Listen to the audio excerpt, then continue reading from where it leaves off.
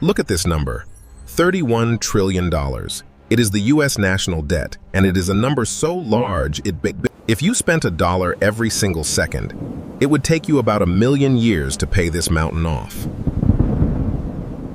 Most people see this as a ticking time bomb, a financial apocalypse waiting to happen. But is it really? In our economic laboratory, national debt isn't a bomb. It's more like the fuel that keeps the entire world running. Welcome to the $31 trillion trap. Let's see why nations never pay back their debt. To understand this, we first need to look at you. If you owe the bank money, it's a burden. It's a threat to your future. HELP. But a government? A government isn't a person. It doesn't have a job, it doesn't retire, and it basically never dies. While you borrow to buy things you want today, a nation borrows to build things that will make money for decades. It's like a chemical reaction. You add debt to the economy to catalyze growth. As long as the reaction stays stable, everyone wins. But where does this money come from? The government doesn't just find it under a rug. They create it with a simple promise. IOU. Enter the bond. This is the primary tool of the lab. A bond is basically a slice of a country's future that you can buy. Why would you buy a government's debt? Because of the yield. It's a promise that you'll get your money back, plus a little extra treat. For decades, government bonds were seen as the safest asset in the world. As safe as a baby in a cradle. But there's a catch. If everyone keeps buying, the government keeps borrowing. And the mountain grows and grows and grows. We've reached 31 trillion. The lab is getting hot. Is the experiment about to fail? Let's look at the chemicals. To see why the lab hasn't exploded yet, we need to see who actually owns this 31 trillion. It's not just one giant scary loan shark. Surprisingly, a huge chunk is owned by people like you, pension funds, insurance companies, and your own retirement accounts. And even weirder, the government actually owes a massive amount of money to itself. One department lending to another. Then there's the foreign owners. Countries like Japan and China hold trillions in bonds to keep their own currencies stable. So if everyone owns a piece of the debt, why is everyone so worried? Because this whole lab runs on one volatile chemical: trust. As long as investors trust that the government can pay the interest, the experiment continues. But what if the interest gets too high? When interest rates rise, a bigger slice of the country's budget goes just to paying off the interest, not the actual debt. That means less money for roads, schools, or science labs. It's a delicate balancing act that's getting harder every day.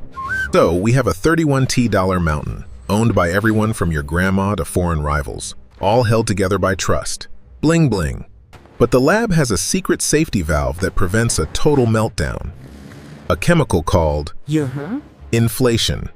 When inflation rises, the money the government owes actually becomes worth less. It's like the mountain is slowly eroding. Of course, this safety valve is great for the government, but it's a disaster for Joe. His savings and his burger now cost way more. But there's another way. If the country produces more things, more tech, more food, more energy, the economy grows.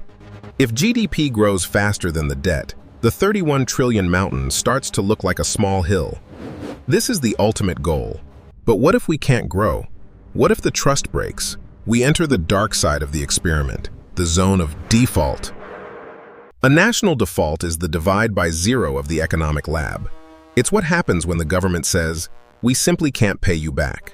Since global finance treats government bonds as the foundation of everything, pulling them out is like pulling the bottom card from a massive tower. Banks would freeze. Your savings, which are partially backed by these bonds, could vanish or become inaccessible overnight. But here's the thing. The US has never defaulted, not once. And that's exactly why the trap is so effective. People trust the system. So why not just pay it all back? Tomorrow. Clean slate, no more debt. Sounds like a great idea, right? No. If the government paid back all its debt, they would be sucking all that money out of the economy. Trillions of dollars would just vanish from circulation. There would be no more safe bonds for your pension to invest in. No more economic fuel. The lab would literally freeze solid. Nations pay back their debt by borrowing new money to pay the old ones. It's called rolling over the debt, a never-ending pancake flip. This means the debt mountain isn't meant to disappear. It's meant to be managed forever, like a permanent fixture of the lab. But if we never pay it back, who really loses? Is there a hidden cost we aren't seeing? The cost is opportunity. Every dollar spent on interest is a dollar not spent on curing diseases or fighting climate change.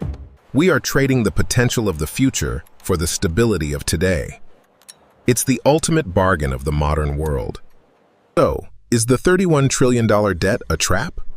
Or is it the only thing keeping our complex, chaotic lab from falling apart? To find out, we need to look at the one thing that could actually destroy the lab. Not debt, but something much worse. The real threat to the lab isn't the size of the beaker. It's when the gears of productivity start to rust and slow down. If a nation stops innovating, if its people stop working or creating, then that 31 trillion mountain suddenly feels a lot heavier. Debt is only sustainable if tomorrow is better than today. If the future looks dim, the trust chemical evaporates. When trust evaporates, investors demand higher interest rates. The safe baby in the cradle starts to look like a monster. SEL. This is the debt spiral.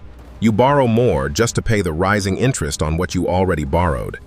It's an infinite loop of doom. At this point, printing money doesn't help. It just fuels the fire, making your currency worth as much as wallpaper. We've seen this in history, from Weimar Germany to Zimbabwe. When the lab fails, it fails hard for the people living in it. But let's not panic just yet. The US and other developed nations have tools to prevent this meltdown. They've done it before. They can raise taxes, cut spending, or use the most powerful tool in the lab, adjusting the interest rate catalyst. By tweaking the interest rates, the central bank can slow down the lab when it's overheating, keeping the 31 trillion stable. And remember that opportunity cost?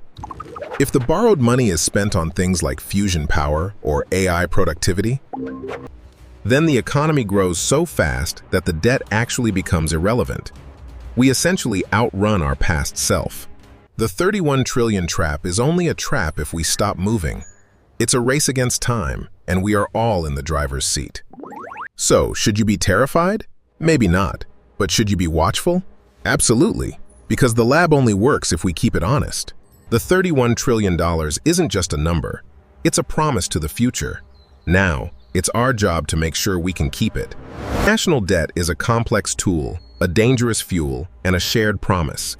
It's the price we pay for a world that never sleeps. Understanding it won't make the 31 trillion disappear, but it helps us see the machine behind our reality. This video was a huge experiment for us. If you want to support more Financial Explainer content, consider subscribing. By joining our laboratory, you help us turn complex numbers into stories that matter. Click the button to stay curious. Thanks for watching, and see you in the next experiment.